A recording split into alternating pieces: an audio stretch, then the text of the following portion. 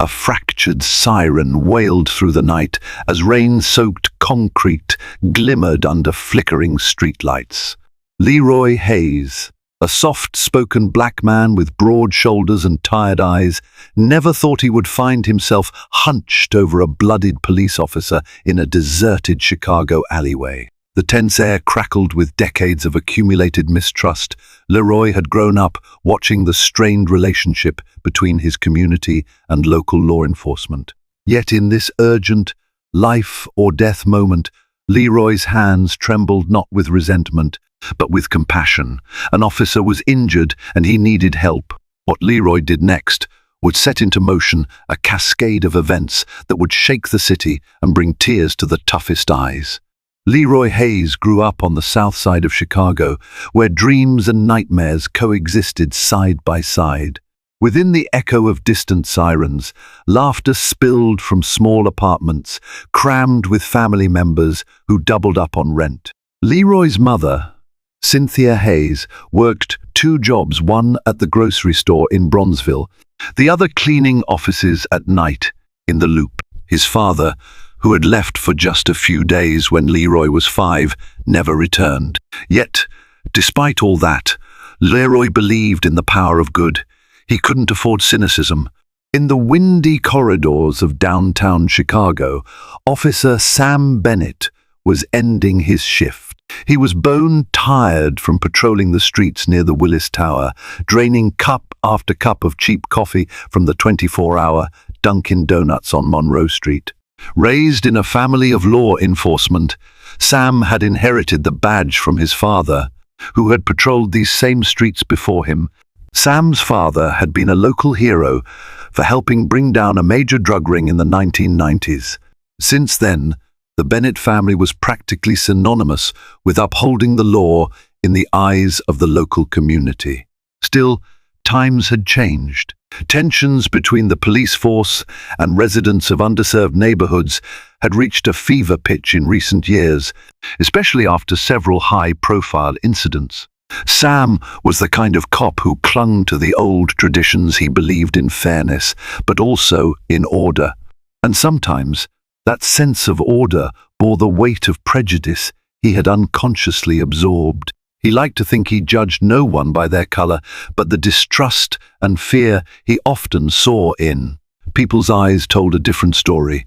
The community saw him as part of a system that had failed them time and again. For Leroy, the uniform Sam wore reminded him of so many nights when officers would storm into his neighborhood, treating everyone they saw as a suspect. Leroy had never been in trouble with the law, but that didn't matter when cops arrived with loud voices and suspicious eyes. Yet here they were, unknowingly marching toward destiny. They'd meet under the unlikeliest circumstances that would crack open their preconceived notions about each other and reveal a shared humanity behind the stereotypes. Chicago's Mercy Hospital loomed under a cloudy sky that late autumn day, its hallways preparing for whatever chaos the windy city would conjure up next. Nurses bustled about, fresh off reading an article in the New York Times about rising tensions between local police departments and communities of color. Doctors were bracing for an uptick in emergency room visits. Violence was cyclical and tragedies often came in waves. Leroy finished his shift driving a delivery truck for a meal distribution service. As he wheeled crates of groceries through the hospital's loading dock, he overheard a few nurses talking about another protest planned downtown. He shook his head and quietly sighed. His best friend, Marcus, was a passionate activist who believed change required loud, disruptive demonstrations. Leroy respected Marcus's cause, but was often unnerved by how quickly protests could spiral into hostility and violence. As the afternoon waned, Leroy's route took him near the protest area in Grant Park. He decided to circle back home, away from the commotion, not wanting to get stuck in traffic or inadvertently caught in a confrontation. Through the radio's static, he caught intermittent updates about police presence, protesters chanting, and a long line of squad cars forming near Michigan Avenue. Meanwhile, Sam Bennett sat in his cruiser alongside his partner, Officer Ray Hollister, an older cop with salt and pepper stubble and a gruff manner. Ray had been with the force for over 20 years. He'd seen it all, or so he claimed: riots, gang wars, the worst the city could do. He kept a running commentary about how the city had gone soft and how certain neighborhoods had become more trouble than they were worth. Though Sam often felt uncomfortable with Ray's broad stereotypes, he never openly challenged him. Instead, he tried to focus on the job, the specifics. Is this suspect armed? Is there probable cause to detain them? Sam told himself he was just being pragmatic, but the deeper truth was he didn't have the backbone to correct the older, seasoned partner he looked up to. Challenging Ray meant challenging years of departmental culture. That evening, the protest in Grant Park began peacefully. People marched, chanting slogans, holding up signs condemning racial injustice and the perceived lack of police accountability. Marcus was there, carrying a placard that read "Unity and Justice for All." Although he was determined, he was also keen to keep things orderly. He believed changing hearts and minds meant not giving the opposition reasons to dismiss his cause. But tension brewed on the outskirts. A small group that Marcus didn't recognize began yelling at the police line, throwing bottles and small rocks. Officer Ray Hollister's brow furrowed as he watched from a distance, muttering curses under his breath. Sam tried to keep calm, noticing from behind the riot shield how quickly the mood shifted from chanting to anarchy. A sudden explosion, a Molotov cocktail thrown by an unknown agitator, set a bush ablaze near the perimeter. Chaos broke out. Police in riot gear advanced. Protesters fled in a frenzy. Marcus dove under a banner with a group of terrified teenagers. The screams, the swirl of confusion, and the flash of strobe like lights from the press cameras painted a surreal picture of a city at war with itself. Leroy, who was driving home with one eye on the radio news, heard about the violence erupting. He froze, momentarily, heart pounding. He feared for his friend Marcus. Against every sensible instinct, Leroy turned the truck around, parking it near the edge of the mayhem. He stepped out, scanning the chaotic scene, desperately hoping to catch a glimpse of Marcus or anyone else he knew who might be in danger. In a back alley off Michigan Avenue, away from the main skirmish line, Officer Sam Bennett broke away from the ranks. He had taken a blow to the head from a flying object. He wasn't even sure what it was. The adrenaline kept him on his feet, but his vision blurred. Ray was somewhere ahead, leading a charge against a pocket of rowdy protesters. For an instant, Sam felt utterly alone. As smoke filled the alley from nearby fires, Sam's lungs burned. He stumbled, trying to regain his sense of direction, only to slip on broken glass. His knee struck the asphalt with a sickening crunch, sending pain shooting through his leg. Dazed, Sam leaned against a graffitied wall, blood trickling down his forehead. The next wave of tear gas or running crowds could trample him at any moment. Just then, Leroy turned the corner, searching for Marcus in the labyrinth of smoky alleys. He noticed the uniform first, a cop. Normally, Leroy would keep his distance, not out of fear, but of caution. But the man was slumped against the wall, clearly hurt. For Leroy, the decision was immediate, reflexive. Somebody needed help. "Hey man, you okay?"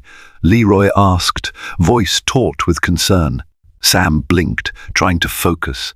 He saw a tall black man reaching out a hand and felt a jolt of tension, some long, ingrained wariness. But he was too weak to stand on his own, and in that instant, desperation outweighed old prejudices. He nodded, swallowing his pride. Leroy knelt beside him, ignoring the gnawing anxiety that came from being so close to an injured police officer amidst city-wide unrest. He pressed his handkerchief to Sam's bleeding forehead. "We gotta get you out of here. You think you can walk?" Sam tried to stand, but agony washed through his leg. Leroy quickly offered his shoulder. "Lean on me," he said. For Sam, each step was like walking on shards of broken bone. Leroy guided him toward an exit in the alley, away from the thick of the protest and riot lines. In the chaos, it wasn't easy to find paramedics or even a safe spot. Leroy's phone battery was nearly dead. No ambulance sirens cut through the noise. The city seemed engulfed in an echo chamber of clashing wills. Finally, they found a quiet cul-de-sac behind a closed hardware store. Leroy helped Sam sit against a cinder-block wall. "Let's see how bad that leg is," Leroy said, gently inspecting Sam's knee, which was swollen and bruised. The cop bit his lip to stifle a groan. "Thank you," Sam forced out, his voice hoarse. Little did they know, that moment of vulnerable humanity, an injured cop relying on a random black man's kindness, would become the catalyst for revelations that neither had imagined possible. Time felt suspended as Leroy and Sam caught their breath in that dark corner, the violent roars and sirens echoing just blocks away. Sam's training urged him to radio for backup, but the device had been smashed in the fray. Leroy tried his phone again, but it died mid-dial. They were cut off from the rest of the world, forced to rely on each other. "I'm Leroy," the man finally said, offering a slight nod. Sam gave a faint smile. "Sam Bennett," he replied, still wincing from the pain in his leg. For a moment, they sized each other up, two men from different walks of life, separated by decades of social and cultural tension, now forced into the same precarious boat. Leroy rummaged through a small first aid kit he kept in his delivery truck. A few antiseptic wipes, some gauze, and medical tape were all he had. He carefully cleaned the cut on Sam's forehead, wincing at how deep it seemed. Blood matted Sam's hairline, and bruises were starting to form beneath his eyes. Neither of them spoke for a minute, letting the reality of their situation sink in. Neither wanted to delve into the complexities of identity and prejudice right there in a lonely cul-de-sac, but the questions hung in the air. How had they both gotten here? What did it mean for tomorrow? As Leroy's gentle hands dressed the wound, Sam felt a lump rise in his throat. He'd been an officer for almost 10 years, priding himself on being by the book, but never had he felt so raw and dependent on someone he'd usually only see through the tinted lens of a squad car. He remembered the stories told by some of his colleagues, hateful anecdotes, blaming local crime on those people, or mocking calls for better policing. Sam had never liked those stories, yet he'd rarely objected. "Thanks," Sam said quietly. Leroy nodded. "Just hold still. You might have a concussion," he said, pressing the gauze firmly. Sam's eyes roved over Leroy's face. In them he saw worry, empathy, no sign of malice. He tried to fathom the nerve it took for Leroy to come help a cop, a uniform that symbolized fear and sometimes hostility in the community. Sam felt a flicker of shame and a surge of gratitude. They sat there under a sky tinted orange by streetlights and distant flames, forging an odd alliance. No one else would have expected or believed.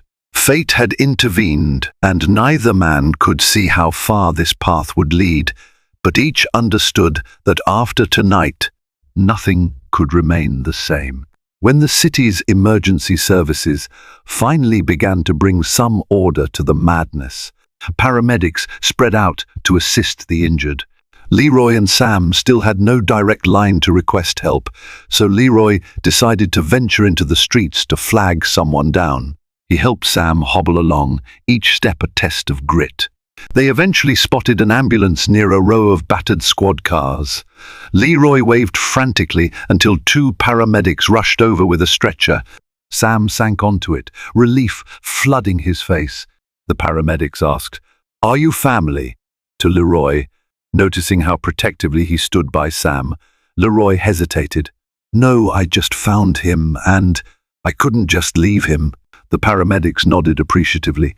"Get in, we'll handle it," they said, moving Sam into the ambulance. Leroy stepped back, ready to let them do their job. He felt a tug on his sleeve. "Leroy," Sam murmured, reaching out a hand. "Thanks. Don't leave yet. I'll need a statement or something." And Sam's voice cracked. "I'm grateful." Leroy, uncertain, climbed into the ambulance, ignoring his own fatigue. The paramedics scanned Sam's vital signs, hooking him up to the fourth fluids.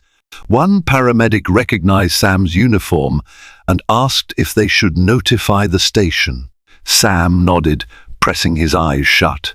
Then, for the first time, Leroy saw something unexpected: tears. Not a full sob, but a swelling in Sam's eyes that threatened to spill over. Perhaps it was the pain, or the shock, or the deeper realization that tonight had shattered every assumption Sam had held. Leroy felt his chest tighten at the sight. By the time the ambulance sped off, the chaos in the streets began to recede. Most protesters had dispersed. People were scattered in small pockets, some nursing bruises, others yelling still, while emergency vehicles combed the avenues. The city felt wounded, its pulse rattled by a fresh scar. They arrived at Mercy Hospital, which was teeming with injured protesters, police officers, and bystanders. Sam was whisked into the emergency room for a more thorough checkup. A nurse guided Leroy to a waiting area, repeating that a detective would likely want to speak with him regarding the incident. Sitting there, Leroy glanced at his reflection in the hospital's glass partition. His shirt was stained with Sam's blood. Exhaustion clung to him. It had been a tumultuous night, and he still hadn't found Marcus. He prayed Marcus was safe somewhere. Grabbing his phone, Leroy found a charger station in the corner. As soon as he plugged it in, texts flooded in from worried family and from Marcus, who had taken shelter in a friend's apartment once the protest turned riotous. Relieved, Leroy exhaled and typed a quick reply. "I'm safe at Mercy Hospital, helping someone. We'll explain later." An hour or so later, Sam was moved to a semi-private room. The doctors diagnosed a cracked kneecap and a mild concussion. Bandaged, drugged for pain, he stared at the pale tiles of the hospital ceiling. Leroy peeked through the curtain, unsure if Sam wanted him there. Their eyes met, and an unspoken understanding flickered. "They say you'll be all right?" Leroy asked softly. Sam nodded. "They want me to stay overnight for observation," he said. "Hey, I can't really believe you stuck around." Leroy gave a small shrug. "Look, a man was hurt. Didn't matter the uniform." Sam's gaze shifted, something in him unraveling. "I used to think it wouldn't matter," he said with a trembling voice. "But it does, doesn't it? People judge me by this uniform, and I'm sure you've got your reasons to distrust men like me." Leroy sighed, crossing his arms. "I do, but I also know not all cops are the same. Sometimes we're forced to see each other as symbols instead of people." Just then, Officer Ray Hollister burst in, still in riot gear, face smudged with soot. He froze upon seeing Leroy. "What the hell is he doing here?" Ray barked. Sam quickly interjected. "He's the one who saved me, Ray." Hollister's glare persisted, but Sam shot him a warning look. There was tension so palpable that Leroy could practically taste it. "I should, go," Leroy said, grabbing his jacket. Sam started to protest, but Leroy had already slipped past Ray, out into the hallway. Ray turned to Sam with narrow eyes. "You sure this is the real story? Some protester helps you out of the goodness of his heart." Sam felt his stomach knot. "He's not a protester, Ray. He's just a guy who found me injured." Sam snapped. Ray huffed. "Yeah, well, next time you think you can trust someone off the street, remember, we don't know who's responsible for half the chaos out there tonight." Sam stared at his partner, a wave of disgust rolling through him. "He saved my life," Sam repeated, voice flat. Ray shrugged, unconvinced. "So he says. We'll see how it all pans out."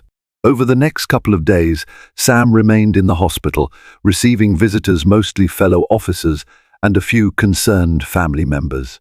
Leroy dropped by quietly each afternoon, initially under the pretense of clarifying his statement for the police. Truthfully, Leroy felt drawn to check in on Sam, uncertain why. Was it guilt for harboring so much suspicion toward cops over the years? Or was it the sense of shared experience that had forged some kind of tenuous bond that night? Detective Elisha Mercer, a sharp-witted officer with a knack for reading people, conducted Leroy's interview. She asked for every detail about how he found Sam, how he helped, and who had attacked Sam. "I didn't see who threw the object or whatever injured him," Leroy explained. "I just stumbled on him and helped him walk to safety." The detective seemed satisfied, albeit intrigued by the story. She shot Leroy a look that was half respect, half curiosity. Sam gave his own account, corroborating Leroy's. "If Leroy hadn't come along," Sam said, "I might still be lying in some dark alley, or worse." The sincerity in his voice was not lost on Detective Mercer, who later pulled Leroy aside. "Despite the tension out there, you did a brave thing," she said. "A lot of folks wouldn't have." Leroy forced a modest smile. "Well, it was the right thing to do." Meanwhile, Ray Hollister prowled the halls, sowing seeds of distrust among other officers. He insinuated that Leroy might have had ulterior motives, maybe a setup for a lawsuit or something more nefarious. The older cop's cynicism knew no bounds, but when pressed for evidence, he had none. It was just his word against reality, and reality was that Leroy had done nothing but show compassion. One afternoon, Leroy entered Sam's room to find him propped up with pillows, flipping through channels on a tiny TV. Sam greeted him with a weary smile. "Hey," he said, "thanks for coming back. I know it's not exactly easy for you to be around a bunch of cops." Leroy shrugged, taking a seat. "I'm not here for them. Just wanted to see how you're doing." Sam's eyes flickered. "Could be better. Doctors say it'll be months of rehab for my knee." He paused. "My father's coming by later. He's the proud, stoic type, but he hates to see me like this. And, well, I haven't told him everything." "All good," Leroy said. "You don't owe me or anyone else an explanation." A short silence followed, the weight of unspoken thoughts hanging between them. Finally, Sam exhaled. "I've realized a lot these last few days. I've let too much prejudice go unchallenged. I was complicit in my silence." Leroy ran a hand across his chin. "What matters is what you do now." They chatted about lighter topics after that: sports, their favorite Chicago pizza places, Leroy's job delivering groceries. Leroy confessed he was working extra shifts to save up for a new place for his mom. Sam confided that he'd been feeling disillusioned with the force. The conversation meandered, and for the first time, they laughed a bit. The tension that once defined them seemed to ebb, replaced by a cautious warmth. Officer Ray Hollister was far from convinced about Leroy's benevolent role in all of this. On the fourth day of Sam's hospital stay, Ray cornered Leroy near the vending machines. "Let me ask you something, pal," he said, crossing his arms. Leroy stiffened but maintained a calm expression. "Sure. You gain anything by helping Sam? You looking for a payout? Or you got some plan to say the cops roughed you up and you want hush money?" Ray's eyes burned with suspicion. Leroy stared back, offended yet controlled. "I helped Sam because he was hurt," Leroy said evenly. "No more, no less. Maybe try gratitude next time." Ray scowled, stepping closer, his voice a menacing hiss. "Gratitude? I don't buy this hero act. The world doesn't work that way, especially not in this city. You're up to something." Leroy clenched his fists. "You know, maybe if you left your biases at the door, you'd see the simple truth. But I guess that's too much to ask." At that moment, Sam hobbled into view on crutches. "Ray, back off," he snapped, voice echoing down the corridor. "He saved my life, and you're harassing him?" Ray took a step back, throwing his hands up in a half-surrender. "I'm doing my job, Sam, making sure everything checks out." Leroy glared, turning on his heel. "I don't need this," he muttered, heading for the elevator. Sam swung his crutches in pursuit. "Leroy, wait," he called out. Leroy paused by the elevator doors. Sam caught up, breath labored from the exertion. "I'm sorry about Ray. He's stuck in old ways." Leroy shook his head. "That's no excuse. I can't keep coming here if I'm going to be treated like a suspect every time." Sam hesitated, frustration mingling with guilt. "I understand. Just know that I'm grateful, and I don't think like him. Not anymore." The elevator doors slid open. "Feel better, Sam," Leroy said, stepping inside. The doors closed, leaving Sam alone in the hallway, leaning on his crutches, the tension racking his mind. What started as an accident had grown into a moral crossroads. He couldn't ignore it any longer. Sam was discharged from Mercy Hospital a week later, outfitted with a leg brace and a prescription for painkillers. He'd be off duty for months. The Chicago Police Department placed him on medical leave, and a swirl of departmental paperwork followed him home. He returned to his modest one-bedroom apartment near Wrigleyville, plagued by swirling questions about his role as a cop and his own complicity in the system. Sam realized he had to face some personal reckonings. He remembered how, as a boy, he'd accompanied his father on ride-alongs. Once, they stopped a speeding driver, a young black man. His father had treated the man with hostility, pulling him out of the car, patting him down. Sam recalled the man's terrified face as he tried to explain he was rushing home to a pregnant wife. After the incident, Sam had asked his father why they had to be so rough. His father shrugged, muttering something about these neighborhoods, and it's better safe than sorry. That memory now gnawed at him. Sam had never questioned it, never confronted his father. Meanwhile, Leroy wrestled with his own flood of emotions. He felt a strange connection to Sam, who wasn't like the other cops Leroy had encountered. Yet Ray's behavior reminded Leroy exactly why he'd learned to keep his distance. Marcus, upon hearing the full story, was split between admiration and bewilderment.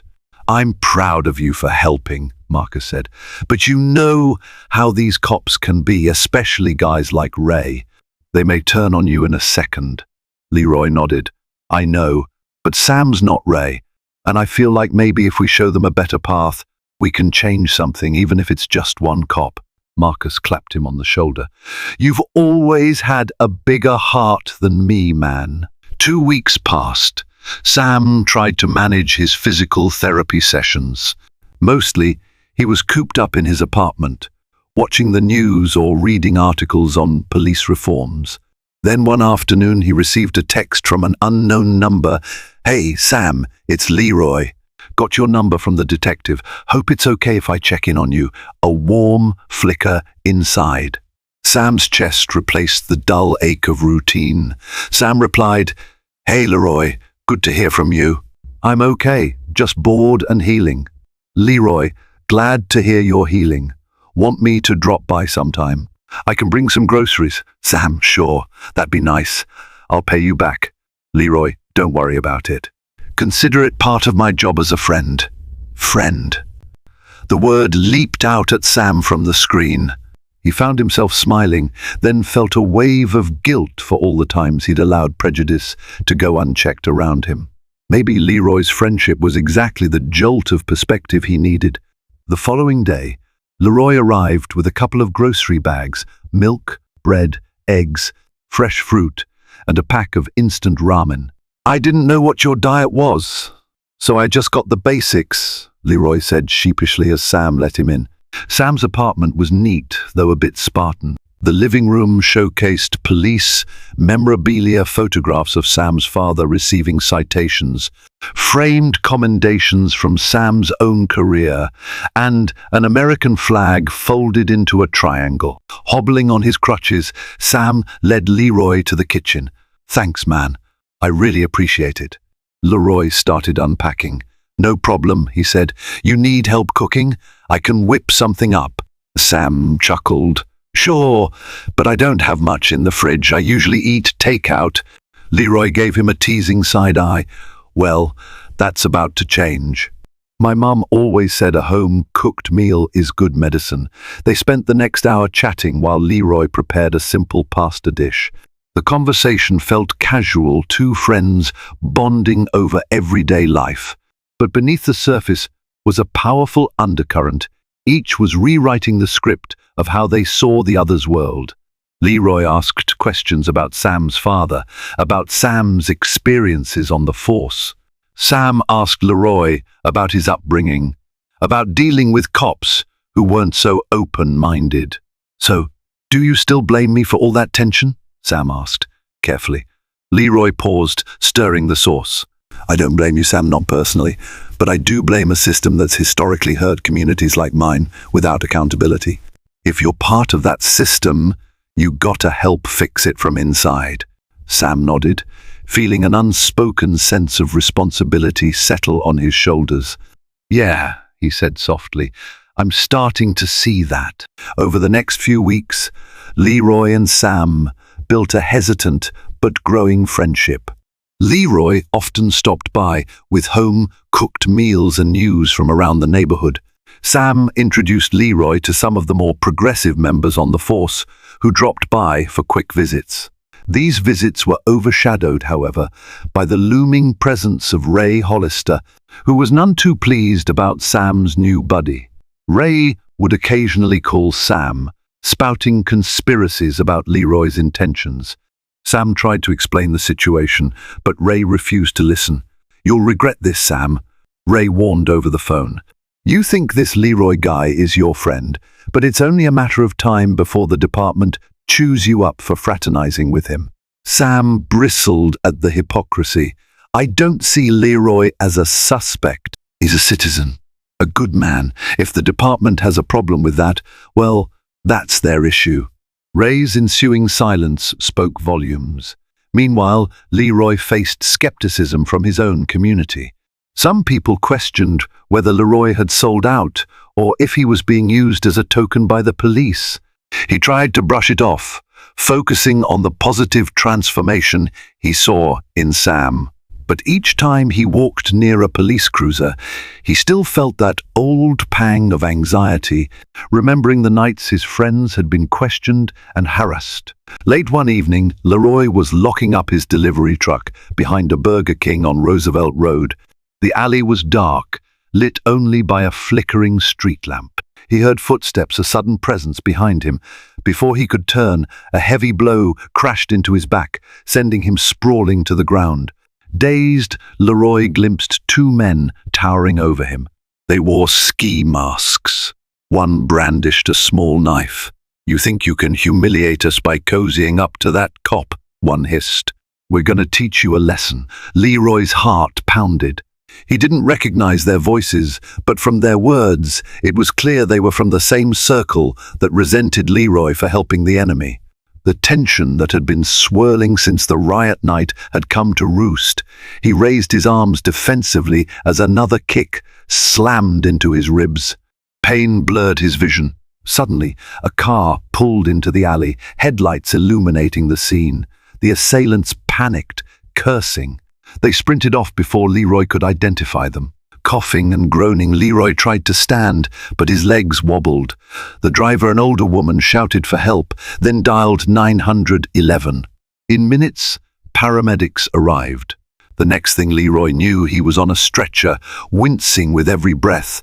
When Sam got a call from Detective Mercer about Leroy's assault, he felt the bottom drop out of his stomach. He rushed to Mercy Hospital on crutches, ignoring the searing pain in his knee. He found Leroy in a hospital bed, bruised ribs, a bandaged forehead, and a grimace carved into his face. "Leroy," Sam whispered, taking a seat beside him. "I'm so sorry." Leroy winced, turning his head. "It's not your fault," he said, voice hoarse. "But we both knew some people don't like how things are changing." Sam nodded, anger welling inside him. He remembered how Leroy had risked his life to help him. Now Leroy was the one in the hospital, hurt by forces fueled by hatred and ignorance. Sam clenched his fists, wishing he could track down whoever did this. Detective Mercer, standing near the doorway, shook her head, indicating they had no leads yet. Ironically, Ray Hollister also showed up, presumably out of departmental duty. He hovered in the doorway, gaze flicking between Sam and Leroy. "You see what happens?" Ray muttered. "These guys turn on their own, and you think they're worth helping." Sam swallowed a bitter retort, focusing on Leroy. "Don't worry, we'll find who did this." Leroy gave a faint nod, eyes drooping with exhaustion. "I appreciate that," he murmured before drifting to sleep. In the corridor, Sam confronted Ray. "He was attacked because people see him as an ally to me, to the police. Doesn't that say something about the lines we've drawn in this city?" Ray just shrugged. "It says we're too different to ever see eye to eye." Sam's anger burst through. "No, Ray. It says we're scared of bridging gaps. Leroy did the right thing. He's paying for it now, and you're still acting like he's the enemy. Maybe the real enemy is the ignorance that leads to violence." Ray stepped back, startled. "Careful, Sam," he growled. "You're sounding like one of them." Sam hissed. "If being one of them means wanting a world without hate, sign me up." As Leroy recovered, Sam spent hours each day by his bedside. They talked, not about the system or race or policing, but about life hopes, regrets, future plans. Each conversation fortified their bond, even though Leroy's bruises throbbed with each breath. Outside the hospital room, tensions were flaring once more in the city. The police department was investigating who attacked Leroy. Meanwhile, a new wave of protests broke out, calling for accountability for police misconduct in another district. Ray Hollister remained a vocal skeptic, still claiming Leroy might be involved with radical groups, only to be singled out and beaten by rivals. His conspiracies grew wilder. Then, just as Leroy was about to be released, a twist of fate hammered down like a gavel of karma. Ray Hollister was caught on a civilian's phone camera, assaulting a teenager who had been skateboarding outside a public library, simply because Ray suspected the teen was affiliated with a local gang. The video showed Ray pushing the teen to the ground, knee pressing on the kid's back, while the teen cried out in pain. No weapon, no gang sign, just a skateboard. The footage went viral within hours. Community leaders, activists, and the mayor himself demanded an investigation. Ray was suspended, pending an internal affairs review. Sam sat with Leroy and Detective Mercer, watching the footage on a hospital TV. Mercer muttered, "He's done." "There's no coming back from that." Leroy shifted uncomfortably, wincing at the memory of his own close calls with police. Sam felt a mix of rage and relief. Rage that Ray had done it, relief that the department could no longer ignore his toxicity. In that moment, it seemed like karma had finally paid a visit to Ray Hollister. Ray's suspension reignited internal questions for Sam. He'd grown up idolizing the badge, but now he saw how dangerous the wrong people could be when given power.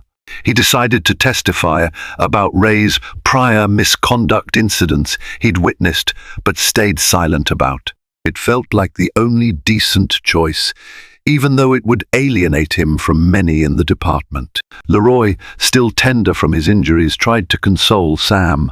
"Doing the right thing isn't always easy," he said from his wheelchair temporary until his bruised hip recovered. "But you saw what Ray did. You know it's time to speak up." Sam nodded, tears stinging his eyes. "I can't keep quiet anymore." "You opened my eyes, Leroy." The next day, Sam gave an official statement to Internal Affairs.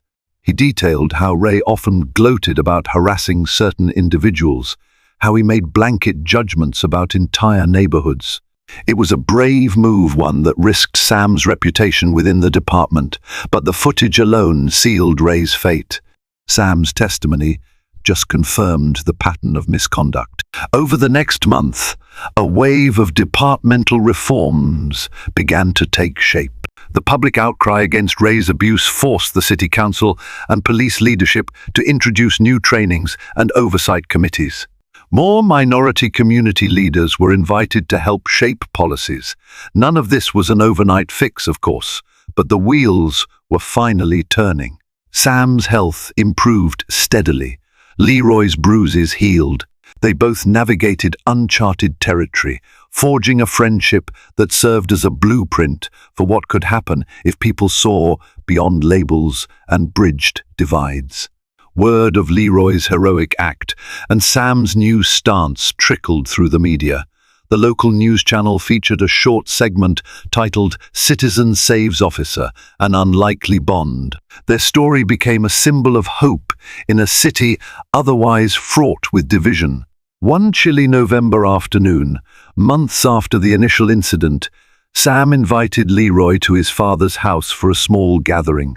It was awkward at first. Sam's father, Bill Bennett, was a retired cop with old-school views. But Bill had seen the changes in Sam.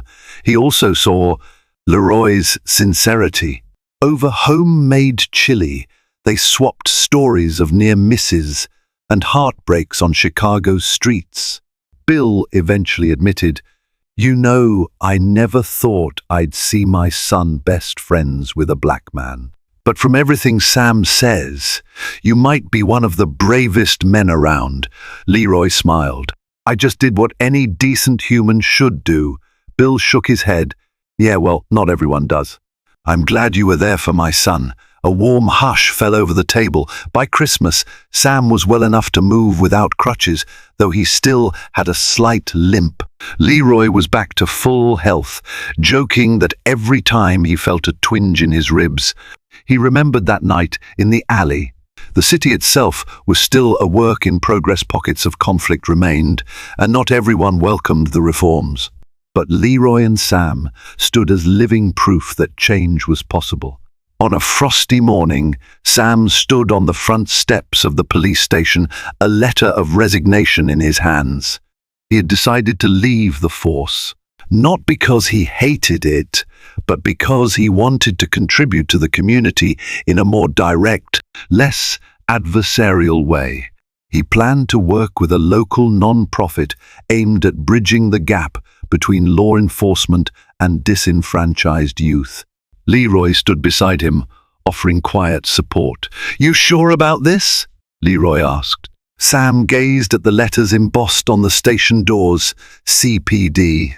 "Yeah," he said, "it's time for a different path. But I'm not giving up on helping the city, just doing it another way." A few days later, Sam and Leroy organized a small event at a local community center with youth from both sides of the city. The non-profit Sam was joining arranged workshops, dialogues, and team-building activities. At first, the kids seemed reluctant. Some had only known police as an occupying force. Others admired officers, but felt uneasy around minority communities. The event aimed to shatter those barriers. Leroy shared his story, how he helped an injured cop, and how that single act led to shifts nobody expected. Sam followed, explaining how Leroy's kindness opened his eyes to injustices he'd overlooked. After their talk, kids approached them with questions, some shy, some bold.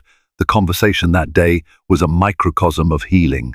On the drive home, Leroy turned to Sam. "We might be onto something bigger than ourselves," he said. Sam nodded, tears forming. "Yeah. And it all started with you, Leroy."